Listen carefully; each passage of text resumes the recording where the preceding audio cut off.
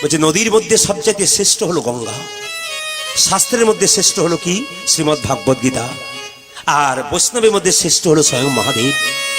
আমি মহাদেবের স্ত্রী, মা কালী কার স্ত্রী? মহাদেবের স্ত্রী। বলবেন দুর্গা মহাদেবের স্ত্রী, তাহলে কালী দুর্গা কালীকুর স্ত্রী? একটু বুঝিয়ে দিই আপনাদের, খুব দামি কথা, এই জায়গাগুলো শুনবেন। কেন বলুন তো? এগুলো জানার বিষয় আমরা জানি না। এই যে আপনার দুর্গা পুজো দেখতে যান মায়েরা, দুর্গার বাহন কে বলুন তো? জোরে বলুন, কে দুর্গার বাহন? কে? সিংহ নাকি? তাহলে দুর্গা কেন সিংহকে বাহন করলো? তত্ত্ব আছে কিন্তু। বাঘকে করলো না কেন? ছাগলকে করলো না কেন? ভেড়াকে করলো না কেন? গরুকে করলো না কেন? কেন সিংহকে করলো? কারণ আছে। স্বয়ং বাবা ভোলানাথ যদি বৈষ্ণব হয়, তাহলে কে বৈষ্ণবী? মা দুর্গা। বৈষ্ণব যদি ত্যাগ স্বীকার করতে পারে, তাহলে বৈষ্ণবী ত্যাগিনী হয়। কিরকম দেখুন, বৈষ্ণবী মা দুর্গা স্বামী স্ত্রীর সঙ্গ করে না, খুব কম। কিন্তু কাকে রাখলো? সিংহকে রাখলো কেন? সিংহ বছরে একবার স্ত্রী সঙ্গ করে। ওই জন্য মা দুর্গা জগৎকে দেখাতে চাইলো, আমি যেমন ত্যাগিনী, আমি যাকে রেখেছি সেও ত্যাগ স্বীকার করেছে। এই জন্য আপনাদের কাছে যার সঙ্গ আপনি করবেন, আপনি যেমন হবেন তাকে সেরকম সঙ্গ করবেন, আপনার জীবন সুন্দর হয়ে যাবে। এখন মা কালীকে আপনারা দেখেছেন, বলুন তো মা কালীর জন্ম কোথা থেকে? আসলে মা কালীর জন্ম না, শুনে রাখুন শাস্ত্র কি বলছে মা কালীর জন্ম কোথা থেকে। বলছে মা কালীর জন্মের আগে বলি, মা কালীর কটা হাত? 4টা হাত। একটা হাত কিরকম? দে। একটা হাত কি বলে? দেবো। হাতটা দেখুন, অভয় মুদ্রা, দেবো। আর যদি বেশি বাড়াবাড়ি করবি, আমার হাতে কে ঝুলছে দেখছিস? মাথা। আমার হাতে কি আছে? এই দেখ, তোকেও দিয়ে দেবো। আসলে মায়েরা, মা বলছে দে, কি? ধর্ম। আমরা কি দিই? মন্ডা। খালি হাতে থাকে তো মা, মন্ডাটা দিয়ে দিই, কদমা দিয়ে দিই। আমরা কদমা দেওয়ার নিয়ম, দে, ভক্তি দে। কি দেবো? অর্থ দেবো। ধর্ম দে, অর্থ দেবো। আর যদি কামনার বসে আসবি, এই দেখ আমি তোকে মোক্ষ মানে মুক্তি পাইয়ে দেবো। এখন তত্ত্ব হচ্ছে, আপনার শুনে রাখুন, যে মা কালীর হাতে যে মুন্ডটা রয়েছে, সেই মুন্ডটাকে, সেই মুন্ডটার নাম হচ্ছে কি? নিশুম্ভ, অসুর। এই ওষুধটা নিশুম্ভ হলো কেন?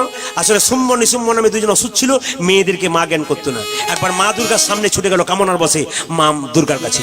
মা তখন বলে, এই নিশুম্ভ, এগিয়ে আসবি না। কিন্তু নিশুম্ভ যখন বারবার এগিয়ে আসছে, মা দুর্গা কি করলো?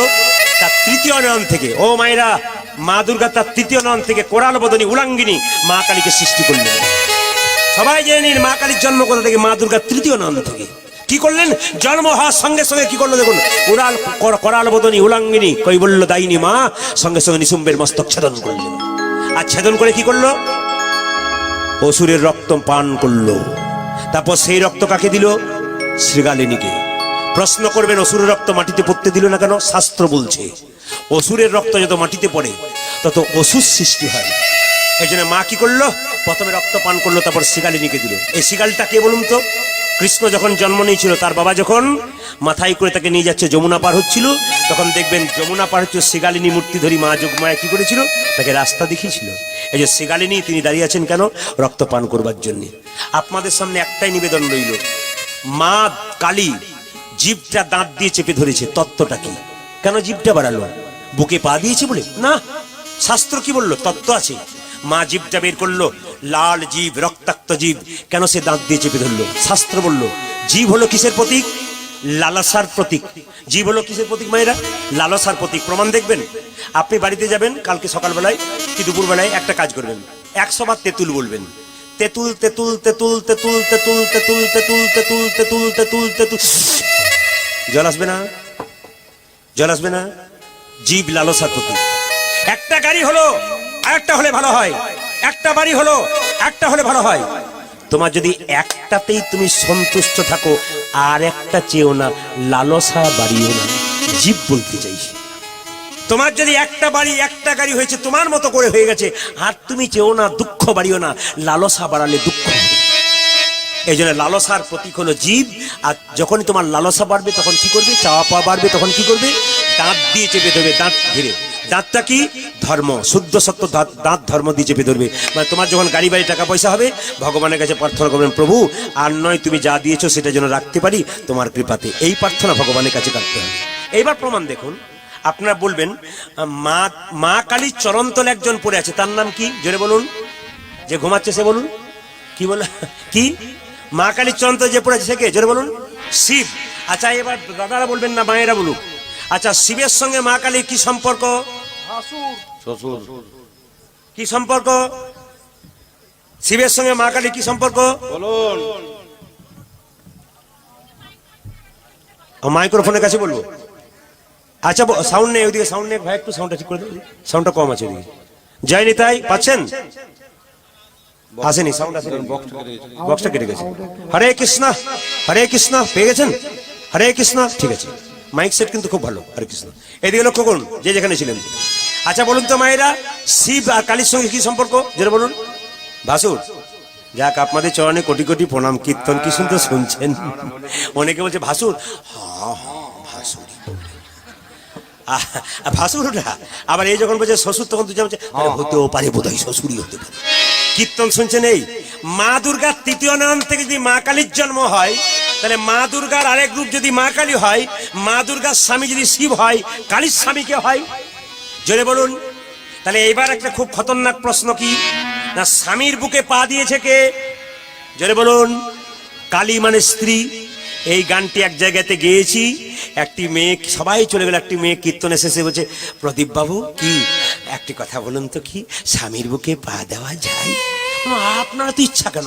আমার খুব মাঝে মাঝে ইচ্ছে হয়। আপনার ইচ্ছাটা কিসের? বলছে না আসলে তা নয়, রাত্রিবেলায় মদ খেয়ে না, রাত্রিবেলায় মদ খেয়ে আমাকে মারধর করে, তখন আমার মারধর করে লম্বা হয়ে চিত হয়ে পড়ে যায়, আমার মনে হয় বুকে পা দিয়ে, কিন্তু দিতে পারি না। কেন জানেন?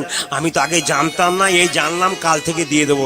আমি ডাক্তার দেখাবেন, আগে হার্টের অবস্থা কেমন আছে দেখবেন, তারপর দেবেন। এটাই বলে।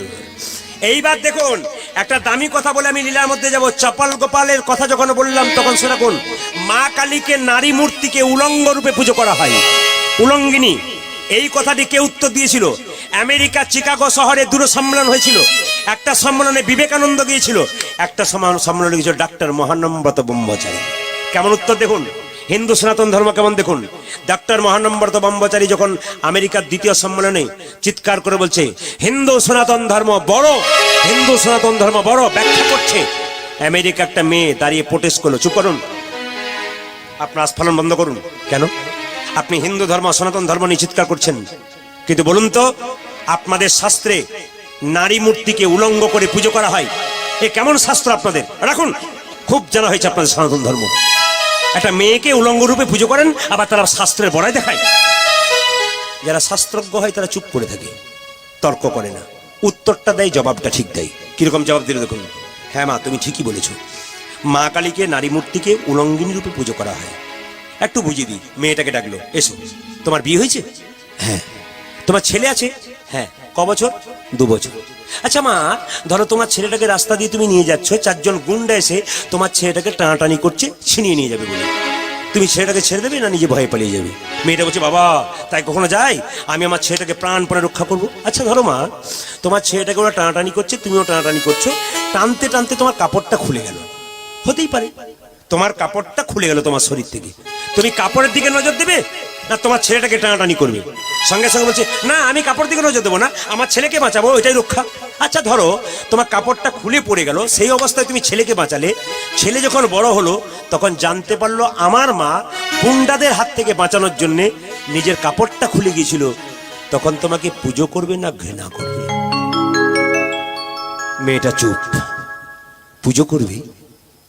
তবে শোনো মা, আমাদের স্বয়ং মা কালী কৈবল্য দায়িনী মা, জগৎ জননী মা, অসুর দানব দৈত্যদের হাত থেকে আমাদের রক্ষা করার জন্য মায়ের কাপড়টা খুলে পড়ে গিয়েছিল, আমরা মাকে ঘৃণা করব না পুজো করব? মেয়েটা তখন ওই মহানাম্রত ব্রহ্মচারীর চরণ তলে পড়ে কেঁদে কেঁদে বলেছিল, আমি এত সুন্দর তত্ত্ব কথা আগে বুঝতে পারি নাই। সঙ্গে সঙ্গে মহানম্রত ব্রহ্মচারী বলেছিল, হিন্দু সনাতন ধর্ম হচ্ছে নারকেলের মতো। কেন না, বাইরেটা খুব শক্ত দেখে কেউ ভয় খেয়ে যাবেন না, ভেতরে কিন্তু শ্বাস জলে পরিপূর্ণ হয়ে আছে। ওই জন্য নারকেলকে হনুমান দেখলে ভয় খেয়ে যায়, ওতে তো কিছু নাই, কিন্তু ভেতরে শ্বাস জল আছে, এটা কে জানে। এই জন্য আপনাদের কাছে নিবেদন রইল, উত্তর যদি দেবেন শাস্ত্রের উত্তর, যুক্তিকর উত্তর দেবেন, যুক্তি ছাড়া কীর্তন হয় না। কীর্তন শুনতে শুনতে জায়গাগুলো ধরবেন আপনারা, যে যেখানে বসে আছেন জায়গাগুলো ধরবেন। অহংকারে মত্ত হয়ে ব্রাহ্মণত্বের অহংকারে চপল গোপাল খারাপ কাজ করল। এই সমাজে আপনিও খারাপ কাজ করতে পারেন, কিন্তু খারাপ কাজ করার পর যদি আপনার মনে আফসোস হয়ে যায় যে আমি ভুল করলাম, তবে আপনি শুধরে গেলেন। আর যদি মনে করেন আমি করে যাচ্ছি আরো করব, তাহলে আপনি আর মানুষ হতে পারলেন না। এই যে শুনে রাখুন, আমরা কীর্তন করি বলে অনেকে প্রশ্ন করে, প্রদীপ বাবু আপনি কীর্তন করছেন, উত্তর দিন। অনেক প্রশ্নের সম্মুখীন হতে হয় আমাদের কাছে ফোনের মাধ্যমে। একজন হঠাৎ প্রশ্ন করলো, প্রদীপবাবু বলুন, যে হরিনাম করে তার ছেঁড়া কাপড় হয় কেন? যে হরিনাম করে তার ঘর ফুটে জল পড়ে কেন? যে হরিনাম করে তার ব্যবসা মন্দ হয় কেন? যে হরিনাম করে তার একটি মাত্র ছেলে বারবার অসুস্থ হয় কেন? আমি একটা কথাই উত্তর দিলাম, মায়েরা যখন দোকান থেকে সোনা কেনেন, অভাবের তাড়নায় সেই সোনা যখন বিক্রি করতে যান, স্বর্ণকারটা একটু পরীক্ষা করে দেখবেই ওই সোনার মধ্যে কতটা খাদ আছে, কতটা সোনা আছে। আপনি ভক্তি সোনা ভগবানকে দেবেন, ভগবান তো একবার পরীক্ষা করে দেখবেই যে আপনার ভক্তির মধ্যে কতখানি খাদ আছে, কতখানি ভক্তি আছে। আমি আপনাদের একটা কথা বলবো, আপনি 1 মিনিট ভগবানকে ভজনা করুন, কিন্তু পাক্কা ওই সময়টা দিয়ে দিন। ওই সারাদিন মালা জপ করতে হবে না, সারাদিন লোক দেখানি করতে হবে না আপনাকে। আপনি 10 মিনিট কি 5 মিনিট করুন, কিন্তু যেটুকু দেবেন ভগবানকে পাক্কা ওই সময়টা দিয়ে দেন। শাস্ত্র বলেছে, ভগবান বলেছে, মন মনা ভাবা, তোমার মনটা আমাকে দাও। তুমি যদি তোমার মন আমাকে দাও, আমি আমার মন তোমাকে দেব। এই জন্য মায়েরা, এত সুন্দর ফুলের মতো মনটা ভগবানকে দিন। সারাদিনের মধ্যে যত কাজ করবেন করুন, মনটা ভগবানের চরণে রাখুন। সংসার করেছেন ছেলে মেয়ের উন্নতির জন্য, সংসারের উন্নতির জন্য। ভগবানের কাছে এই প্রার্থনা করবেন, প্রভু গাড়ি বাড়ি টাকা পয়সা ধন দৌলত হোক আর না হোক, যেন শান্তি থাকে। এখনকার যুগে দেখবেন গাড়ি বাড়ি টাকা পয়সা আছে, শান্তি আছে? সুখও নাই, শান্তিও নাই। কেন বলুন তো? প্রতিযোগিতার দৌড়ে চলে যাচ্ছি, আমরা সুখ পাচ্ছি না। অনেকে প্রশ্ন করে, এই যে কথাই ছিলাম, প্রদীপ বাবু যে হরিনাম করে সেই খালি কষ্ট পায়, কেন পায়? আর যে 2 নম্বরই করছে, খারাপ কাজ করছে, বিরাট দালান করছে, ছপ্পর খাটে শুয়ে আছে, বুক ফুলিয়ে ঘুরে বেড়াচ্ছে, কেন হচ্ছে? আপনারা দেখতে পাচ্ছেন এমন কিছু লোক আছে খুব অন্যায় করছে সংসারে, 2 তলা 4 তলা বাড়ি করছে, 2 নম্বরই করছে, বুক ফুলিয়ে ঘুরে বেড়াচ্ছে, কেন? আমি তাদেরকে একটাই কথা বলি, প্রত্যেকটা মানুষের কাছে 2টো কলসি আছে, একটা পাপের কলসি, একটা পুণ্যের কলসি। যে 2 তলা বাড়ি করছে, 4 তলা বাড়ি করছে, অন্যায় করছে, লোককে মারছে, ধরছে, আর অন্যায় করে টাকা পয়সা নিয়ে গাড়ি বাড়ি করছে, জেনে নেবেন ওর যখন পাপের কলসিটা পূর্ণ হয়ে যাবে, লোকে ওকে 4 তলা দালান থেকে ঘাট ধরে বের করে নিচে এনে কাপড় খুলে নেবে। সেই দিন দেখবেন ওর পাপের কলসি পূর্ণ হয়ে গেছে, জেনে নিন আপনারা। আর পুণ্যের কলসি আপনাদের কাছে আছে, আপনারা কষ্ট পাচ্ছেন। যেদিন আপনাদের পুণ্যের কলসি পূর্ণ হয়ে যাবে, সেদিন তো ভগবান শ্রীকৃষ্ণের চরণ আপনাদের লাভ হয়ে যাবে। আপনাদের এত আনন্দ হবে আপনি ভাবতেই পারবেন না। আচ্ছা বলুন তো, শকুনি, দুর্যোধন, দুঃশাসন দ্রৌপদীর চুলের মুঠি ধরে এনেছিল, জানেন আপনারা? যেদিন দ্রৌপদীর বস্ত্র হয়েছে, দ্রৌপদীর শরীর খারাপ ছিল। কি শরীর খারাপ? মায়েদের যেটা হয়, রজস্বলা ছিল। একটা অসুস্থ মেয়েকে চুলের মুঠি ধরে এনেছিল। কত বড় অন্যায় করেছিল জানেন? দুঃশাসন চুলের মুঠি ধরে এনেছিল। সেখানে কত লোক বসছিল? 86,000 চেয়ার। দ্রৌপদীর যেখানে বস্ত্র হচ্ছিল না, 86,000 চেয়ারে মানুষ বসে আছে, কাপড় খোলা দেখবে। লজ্জা আমাদের, প্রচুর লোক দাঁড়িয়ে আছে তারা দেখবার জন্য। কিন্তু যুধিষ্ঠির স্থির ছিল। কেন বলুন তো? এত অন্যায় করে যাচ্ছে দুঃশাসন, দুর্যোধন, যুধিষ্ঠির কি ধর্মকে ছেড়েছিল? জোরে বলুন। যুধিষ্ঠির ধর্মকে ধরেই রেখেছিল।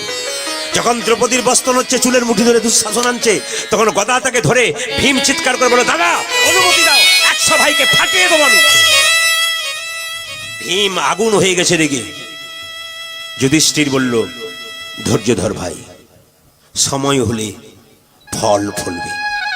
এই জন্য যারা অন্যায় করছে তাদের দিকে তাকাবেন না, আপনি ওয়েট করুন, অপেক্ষা করুন, একদিন দেখবেন ওদের কি অবস্থা হয়। দুঃশাসন দুর্যোধন রাজত্ব হারিয়ে গাছতলায় আশ্রয় নিল, আর যুধিষ্ঠির মহারাজ আবার তার রাজত্ব ফিরে পেল। কেন? সে ধর্মকে ধরেছিল। ওই জন্য আপনাদের কাছে নিবেদন রইল, আপনার ধর্মকে ধরুন। শাস্ত্রের দিকে গেলে দেখবো কি মা, সবাই লক্ষ্য করুন। এই যে দ্রৌপদীর বস্ত্র হরণের কথা বললাম, এই দ্রৌপদীর বস্ত্র পেয়েছিল কেন? কতগুলো কারণ আছে। ও মায়েরা, দ্রৌপদী যে কাপড়টা পেয়েছিল, আশীর্বাদ পেয়েছিল। আপনার সমাজে কিছু কাজ করে যান, যার জন্য আপনার আশীর্বাদ পেয়ে যাবেন। কি কাজ?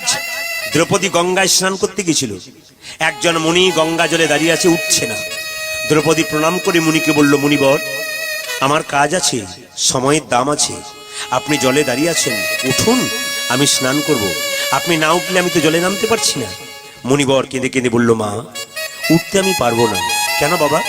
একটাই কারণ, যে কাপড়টা পরে জলে স্নান করছিলাম ওই কাপড়টা জলে ভেসে চলে গেছে। ওগো মা, ইচ্ছা হলে তুমি তোমার কাপড়ে কিছুটা অংশ কেটে আমাকে দান করো, আমি আশীর্বাদ দেব। মুনি কি করেছিল বাবা? নিজের কাপড়ে কিছুটা অংশ কেটে দ্রৌপদী কি করেছিল, নিজের কাপড় কিছু এসে মুনিকে দিয়েছিল, মুনি আশীর্বাদ করেছিল, ওগো দ্রৌপদী, এই যে তুমি এইটুকু কাপড় দিলে, এই কাপড় তুমি একদিন অনেক করে পাবে। এই জন্য আপনাদেরকে বলি, একটি মন্দির অপূর্ণ হয়ে আছে এখানে, এই অপূর্ণ মন্দিরকে পূর্ণ করার দায়িত্ব আপনাদের আছে। এখানকার যারা গ্রামবাসী আছেন ঘোলদিগ্রুয়ের, এই যে মন্দিরটাকে, এই মন্দিরটার কথাই তো নাকি, এই সুন্দর মন্দির তৈরি হবে, আরো সুন্দর করে মন্দির তৈরি হবে। আপনারা এক কাজ করবেন, কীর্তনের শেষ অংশে আপনাদের ভাইগুলো আপনাদের সামনে যাবে, আপনারা একটু দান দেবেন যেমন পারবেন। দান দিলে কি হয়, যে দেয় তার হাত কোথায় থাকে, ওপরে, যে নেয় তার হাত কোথা থাকে, নিচে। দয়াকার দন্তন দান মানে কি, দেওয়া, দয়াকার মধ্যে দান মানে কি, পুণ্য। লক্ষ্য করুন, যে দেয় ওপরে থাকে, যে নেয় নিচেই থাকে। আপনি দেবেন, আপনি উপরে থাকবেন। ইঁদারার জল বইতে জানে না, গোবিন্দ সেবায় লাগে না। নদীর জল বইতে জানে, গোবিন্দ সেবায় লাগে। যে টাকা রোজগার করে ইঁদারার মতো ব্যাংকে জমা দেয়, তার গোবিন্দ সেবায় লাগে না। আর যে টাকা রোজগার করে নিজেও সেবা করে, ভগবত সেবায় কাজে লাগে, সে নদীর মতো, তার টাকা কিন্তু গোবিন্দ সেবায় লাগে। একটা কথা বলে যায়, আপনাদের এখানে নিয়ম নাই, আমি যেখানে বাস করি বীরভূমের পাশে একবার ঝাড়খণ্ড, 2 কিলোমিটার গেলে ঝাড়খণ্ড, যেখানে বললাম করোনার প্রভাব প্রচুর চলছে এখন ঝাড়খণ্ডে, সেই ঝাড়খণ্ড আমার 2 কিলোমিটার দূরে। সবাই লক্ষ্য করুন, ঝাড়খণ্ডে কীর্তন হলে বাবাজি বৈষ্ণবরা যিনি মালা দিয়ে গেলেন, ওরকম বৈষ্ণব মালা দেওয়ার পর একটা প্রদীপ জ্বালায়, আর প্রদীপ জ্বালিয়ে একটা তিলক নেয়, প্রত্যেক মাকে বাবাকে তিলক দেয়, আর সবাই 10 টাকা 5 টাকা করে দেয়। একটা আসরে দেখলাম বাবাজি আমরা নিচ্ছে 2 টাকা 5 টাকা করে, সবাই বসে আছে, সামনে বসে আছে, দাদা যেমন বসে আছেন, সামনে বসে আছে একটা কয়েকশো কোটি টাকার মালিক, ধুতি পাঞ্জাবি পরে কীর্তন শুনছে। সবাই টাকা দিচ্ছে 10 টাকা 5 টাকা, কিন্তু আমি দেখছি উনি দিচ্ছে না, খালি পকেটটাকে এমনি এমনি করছে। তো ভাবলাম এমনি এমনি কেন করছে, আসলে তা নয়, বাছাবাছি চলছে, ছোটটা দেবো না বড়টা দেবো, মানে 2 টাকার কয়েনটা দেবো না 5 টাকার কয়েনটা দেবো। ভগবান বলছে, ওরে কয়েকশো কোটি টাকার মালিক, তোর পকেটে কত আছে ওটাও জানি, আর তোর ব্যাংকে কত আছে ওটাও জানি। এমন পোকা লাগা বেগুন দেবো না, নার্সিংহোম আর ঘর করে করে বেড়াবি। তার মানে এমন বাচ্চা দেবো, নার্সিংহোম আর ঘর করে বেড়াবি, ছোট বড় মেজো তো সব বেরিয়ে যাবে। আপনার দেবেন যদি, তবে সৎসঙ্গে দেবেন, অসৎ জায়গায় দেবেন না। একজন প্রশ্ন করবে, মা 4 দিন খাই নাই, 2 কেজি চাল দাও। আপনি খুব দুঃখী হয়ে তাকে দিলেন 2 কেজি চাল, ও বিক্রি করে মদ খেয়ে নিল। কিন্তু পরম বৈষ্ণব যদি আপনাকে বলল, মা কিছু চাল দাও, আপনি তাকে চাল দিলেন, ওই চালটা নিয়ে গেল, ভগবানের সেবায় লাগিয়ে দিয়ে প্রসাদ তৈরি করে বলল, হে গোবিন্দ, এটা আমার নয়, যে দিয়েছে তার সমস্ত পরিবারের যেন মঙ্গল হয়ে। আপনি এরকম মানুষকে দান করুন। আপনি তো নিজে কাউকে খাওয়াতে পারেন না, এমন একজন বৈষ্ণবকে দিন যিনি ভগবানের সেবায় লাগাতে পারেন, আরো 10 জনকে খাওয়াতে পারেন। তবে বলে রাখি, সৎ জায়গায় দেবেন। আমি কীর্তন করতে যাই বলে অনেকে বলে, প্রদীপ বাবু আমার একটা সৎ পাত্র আছে, পাত্রী দেখবেন তো। বললাম, হ্যাঁ, প্রচুর জায়গায় ঘুরছি, কারো বাড়িতে না ঢুকে পড়বো, জানতে পেরে যাব সৎ পাত্রী কোথায় আছে। তা আমি একটু বুঝতে পারলাম না, দাদা আপনার সৎ পাত্র মানে কি? উনি বলছেন, সৎপাত্র মানে আমার ছেলে রেলে চাকরি করে, 40,000 টাকা বেতন পায়, আর 20,000 টাকা এদিক ওদিক। আচ্ছা বলুন তো, ওটা 1 নম্বর না 2 নম্বর? তাহলে যদি 2 নম্বর হয়, তাহলে সৎপাত্র কি করে হয়? বিয়েতে কার্ড ছাপাচ্ছেন, কি লিখছেন? শুভ বিবাহ। হাত তুলে বলুন একজন, সত্যি শুভ বিবাহ? না, 100% না, শুভ বিবাহ নয়। কেন? যে বিয়েতে 25টা পাখি কাটা হয়, 4টা ছাগল কাটা হয়, ওখানে শুভ কি করে হয়?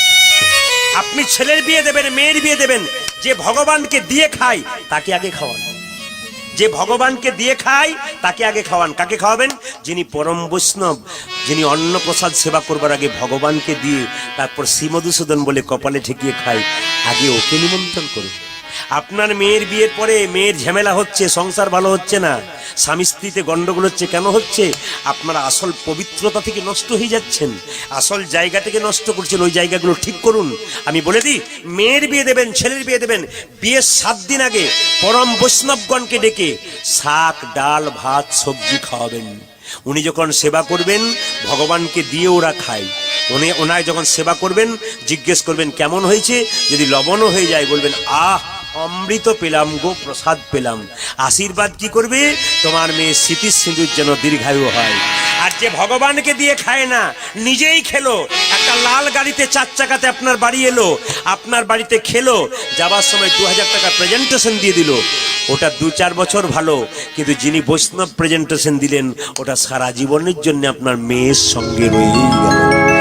জায়গাগুলো ধরবেন, আপনাদের কাজ হয়ে যাবে। চপল গোপাল রাত্রিবেলায় বাড়ি ফিরে গেল, বিছানা থেকে সকালবেলায় উঠছে আর উঠতে পারছে না। নিস্তারিণী, এ কি আমার হলো গো, এ কি আমার হলো গো।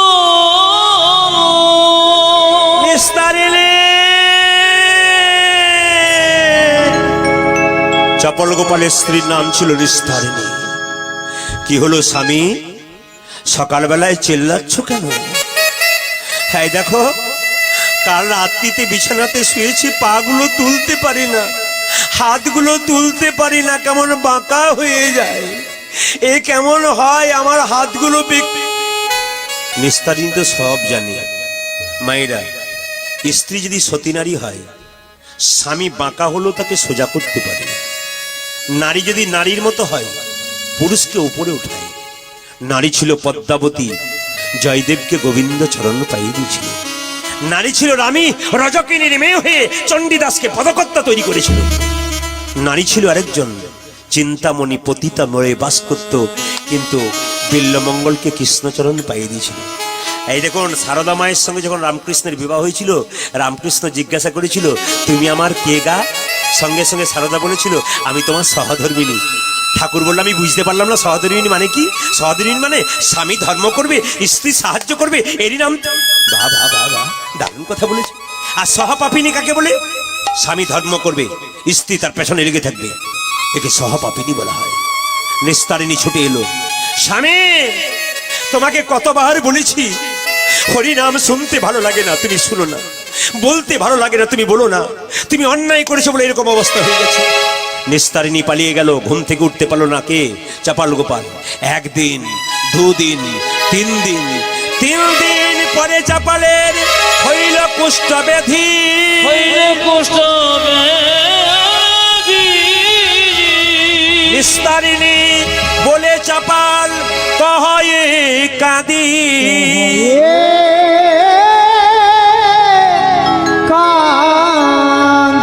মায়েরা, বৈষ্ণবের চরণে অপরাধ করা কত ক্ষতি দেখুন। বৈষ্ণবেতে হয় গো যদি কারো ক্ষুদ্র অপরাধ, মহা মহা ভজন হইতে পড়ে যাইবা।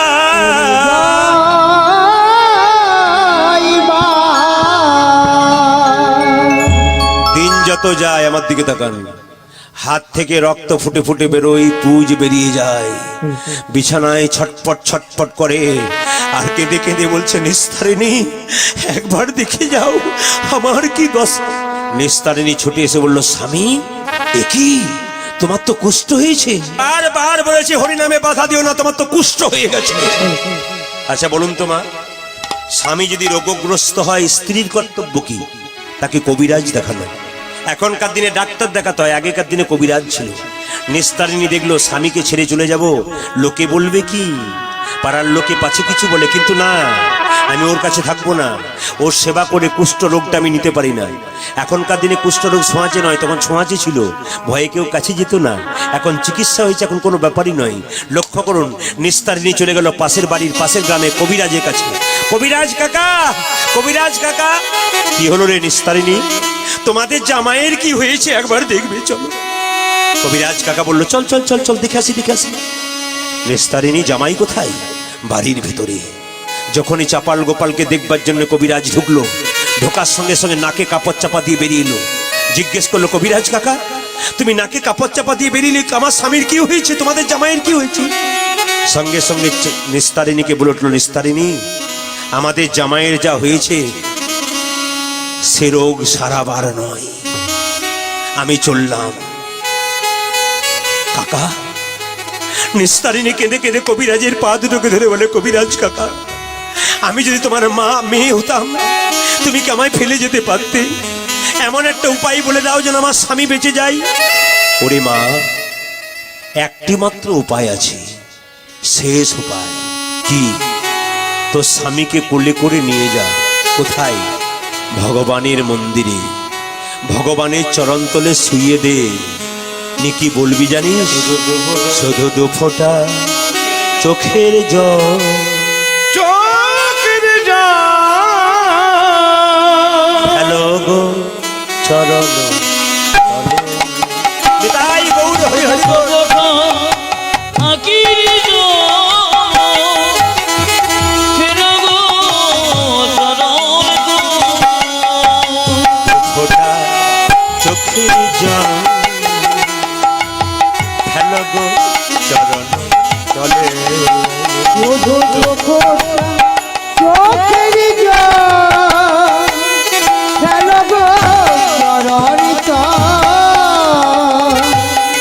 কথা বলে যাই, মেয়েরা তার স্বামীকে রক্ষা করার জন্যে, স্মৃতির সিঁদুর রক্ষা করার জন্যে ভগবানের কাছে কাঁদে। একটা কথা বলি মা, কাঁদতে যদি হয়, বাড়িতে স্বামী অসুস্থ হয়ে যাবে তারপর কাঁদবেন না, আগে থেকে ভগবানের কাছে কাঁদবেন। হে গোবিন্দ, আমার এই স্মৃতির সিঁদুর হাতের শাখা তোমায় কৃপায় যেন অটুট থেকে যায়। যদি কাঁদতে পারো তবে লাভ আছে। এ জগতে কেউ যদি সংসারের জন্য কাঁদে, আমার আমার আমার আমার বলে কাঁদে, আমার ছেলে আমার মেয়ে আমার বাড়ি আমার গাড়ি, এই বলে যে জনে কাঁদে, সংসারের জন্য যে জনে কাঁদে, এ কান্নাতে কষ্ট আছে, ব্যথায় আছে, যন্ত্রণা আছে।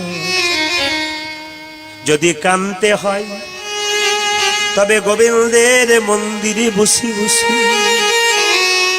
হা কৃষ্ণ প্রাণ গোবিন্দ বলে দুফোঁটা চোখে দুফোঁটা চোখের জল দিয়ে ভগবানকে বলো, প্রভু একাই এসেছি একাই যাব, যাবার আগে তোমার চরণ দুটি তোমার চরণ দুটি যেন নয়ন জল দিয়ে ধোয়াই দিতে পারি। হরে কৃষ্ণ। ছেলের জন্য কাঁদবেন, মেয়ের জন্য কাঁদবেন, শেষে ছেলে মেয়ে প্রশ্ন করবে তুমি আমার জন্য কি করেছো, পাক্কা কথা আপনি পাবেন সেই পুরস্কার, অপেক্ষা করুন। তখন আপনি কাঁদবেন, যার জন্য করি চুরি সে কিনা বলে চোর, না খেয়ে মানুষ করলাম, বড় করলাম, চাকরি পেলি, শেষে প্রশ্ন করছিস তুমি আমার জন্য কি করেছো, এইটাই পুরস্কার। চোখে জল আসবে, যন্ত্রণা হবে, ব্যথা হবে, বেদনা হবে, সেই সময় চোখ থেকে জল পড়বে, সেই জল চোখের কোণ দিয়ে পড়বে, সে জল গরম হবে, সে জল সে জল সে সে জলে মুখের মধ্যে প্রবেশ করলে নোনা নোনা ভাব লাগবে। কিন্তু কেউ যদি হা কৃষ্ণ প্রাণ গোবিন্দ ভগবানের চরণে কেঁদে কেঁদে বলিতে পারে, যা কিছু আমার সকলই তোমার, রাধে রাধে, আমার কেবল তুমি হে প্রাণনাথ, জীবনে মরণে জনমে জনমে আমার প্রাণনাথ হয়ে, যা কিছু আমার সব তোমার, সকলই তোমার, আমার ছেলে আমার মেয়ে আমার গাড়ি আমার স্বামী আমার বাড়ি সবই তো তোমার, শুধু আমি যেন তোমার চরণে বসে কাঁদতে পারি। ভগবানের জন্য কেউ যদি কাঁদতে পারে, তার চোখের জল চোখের কোণ দিয়ে পড়ে না, মাছ দিয়ে পড়ে, সে জল গরম হয় না, শীতল হয় গো, সে জল মুখের মধ্যে প্রবেশ করলে নোনা নোনা ভাব লাগে না, মিষ্টি মিষ্টি ভাব লাগে। কৃষ্ণ বলে কাঁদো, জীবন যুদ্ধে যায় না। দেখুন মা, সংসারে অনেক কিছু ঘটনা ঘটে, আপনার সংসারে থাকবেন, সং মানে কি সাজা, আর সার মানে কি কৃষ্ণচরণ। মা সাজা, বাবা সাজা, কাকা সাজা, কাকি সাজা, সাজা সং মানে সাজা, সং মানে সাজা, সার মানে কৃষ্ণের চরণ। আর বাঁধাকপিকে যতই পাতাগুলো ছাড়াবেন, বাঁধা ছাড়িয়ে যাবেন, কপি আপনি পাবেন না, ডাঁটা পেয়ে যাবেন। সংসারে অনেক কিছু করলেন, শেষে দেখবেন জিরো ব্যালেন্স, আপনার কিছুই নাই, আপনি কিছুই পেলেন না। সার বলতে কি? একমাত্র কৃষ্ণের চরণ। কোন দিন বুঝবেন? যেদিন আপনি তখন রক্তের গরমে সবকিছু করছেন, যেদিন আপনার শরীর থেকে দেখবেন রোগ হয়ে যাবে, প্রচন্ড বড় রোগ, ডাক্তার জবাব দেবে, তখন ভগবান ছাড়া কোনো পথ নেই। ডাকতে হয়তো এখন থেকে ডাকুন, শরীরে ক্ষমতা থাকতে ভগবানকে ডাকুন, ক্ষমতা যখন হারিয়ে যাবেন ভগবান আপনার পাশে এসে দাঁড়াবে, আপনাকে সজাগ করে দেবে। সবার কাছে নিবেদন রইল, চপল গোপাল যখন শুয়ে আছে, নিস্তারিণী বলল, স্বামী আমি তোমার কাছে থাকবো না, আমি বাপের বাড়ি চলে যাব। বাপের বাড়ির কথা শুনে চপল গোপাল আটকে উঠলো। না বলো না গো। নিস্তারিণী, তুমি এমন করে আমায় বলো না না, না গো। নিস্তারিণী, তুমি যদি বাপের বাড়ি চলে যাও, আমার খিদে অন্ন দেবে কে? আমায় তৃষ্ণায় জল দেবে কে? আমি স্বামী হয়ে তোমার পা দুটো ধরে বলি, তুমি আমায় ছেড়ে চলে যেও না। মায়া হলো নিস্তারিণী, কিন্তু শর্ত করলো, স্বামী তোমার কুষ্ঠ ব্যাধির সেবা করে আমি কুষ্ঠরোগটাকে নিজের শরীরে নিতে চাই না, তবে তোমার কাছে আমি থাকবো তিনটে শর্ত নিয়ে। বলো বলো, তুমি কি শর্ত চাও? আমি সব মেনে নেব। স্বামী, তুমি যে এত বড় দালান বাড়ি করেছো না, ওই দালান বাড়িতে তোমার আর জায়গা হবে না। তোমার জায়গা হবে কোথায় জানো? গোয়াল ঘরে। তুমি রাজি আছো? হ্যাঁ। স্বামী, এই যে তুমি খাবার জন্য এত থালা বাসন এনেছো, এই থালা বাসনে তোমাকে খাবার দেওয়া হবে না। তোমাকে খাবার দেওয়া হবে কোথায় জানো? কলার পাতায়। তুমি রাজি? হ্যাঁ, মেনে নিলাম। এই যে তুমি গ্লাস এনেছো জল পান করার জন্যে, তোমাকে গ্লাসে জল পান করা হবে না। তোমাকে জল দেব নারকেলের খোলাতে করে। তুমি রাজি? আমি রাজি। বাহ! চপল গোপাল কুষ্ঠ ব্যাধি হয়ে গালে হাত দিয়ে মনে মনে ভাবে, নিস্তারিণী, এই তো সংসার। চপল গোপাল কাঁদছে। এই পর্যন্ত রাখলাম। একটা কথা বলে যাই, ভগবান বছরে 3টে মাস ডিসকাউন্ট দিয়েছে, ছাড় দিয়েছে। সেই 3টে মাসে কিছু ভালো কাজ করলে সারা বছর ফুল হয়ে যায়। প্রশ্ন করবেন 3টে মাস কি কি? একটা একটা করে শুনবেন। 3টে মাস কি কি? বৈশাখ মাস, একটা কি মাঘ মাস, একটা কি কার্তিক মাস। এই 3টে মাস কি জন্য বিখ্যাত একটু বলে যায় আপনাদের। এই 3টে মাস কি জন্য বিখ্যাত? বৈশাখ মাস জল দান, আর মাঘ মাসে স্নান, আর কার্তিক মাসে দীপ দান। এই বৈশাখ মাসের মাহাত্ম্য একটু আপনাদের সামনে বলবো। এই যে বৈশাখ মাস চলছে না, জীবনে যে কোনোদিন জল দেয় নাই তুলসী গাছে। আপনারা পরিবারের সবাই কাল থেকে 1 ঘটি করে জল তুলসী মন্দিরে দিন। তুলসী মহারানীকে কৃপা করলে, তুলসী মহারানীকে ভালো রাখলে আপনার সারা বছর ভালো যাবে। আপনি সারা বছর জল দিতে না পারেন, এই বৈশাখ মাস তুলসী গাছে জল দিতে হয়। তুলসীর মাটি সবসময় ভিজে থাকে, তুলসী গাছের কষ্ট হয় না। যদি আপনারা পারেন তাহলে একটা কাজ করবেন, তুলসী গাছের উপরে একটা হাঁড়ি, কলসি, বুঝেছেন আপনারা, যেটাকে জলধারা বলা হয়, সেই কলসিটা কি করবেন? ফুটো করে দেবেন। কেউ তামার কলসি নেই, কেউ মাটির নেই, ফুটো করে একটা সুতলি বা কিছু দিয়ে দেয় কাপড়ে, নিয়ে টুপ টুপ টুপ টুপ করে সবসময় জল পড়তে পারে। তখন আর গাছে জল দেবার দরকার নেই, কলসিটাতে জল ঢালবেন, ওই জলটা টুপ ফোটা ফোটা ফোটা ফোটা পড়বে। তুলসীতে স্নান দান, শালগ্রাম শিলাকে স্নান করাবেন। আর যদি পারেন এই বৈশাখ মাসে একটা ভালো কাজ, যদি কেউ পারেন, মানে সম্ভব যদি আপনাদের হয়, তাহলে লাভ আছে বৈশাখ মাসে। সেই লাভটা কি? আপনি ভোরবেলাতে ব্রহ্ম মুহূর্তে স্নান। ব্রহ্ম মুহূর্ত কাকে বলে? ঘুম থেকে ওঠার 1 ঘন্টা, সূর্য ওঠার 1 ঘন্টা 36 মিনিট আগে ঘুম থেকে উঠলে ওকে ব্রহ্ম মুহূর্ত বলে।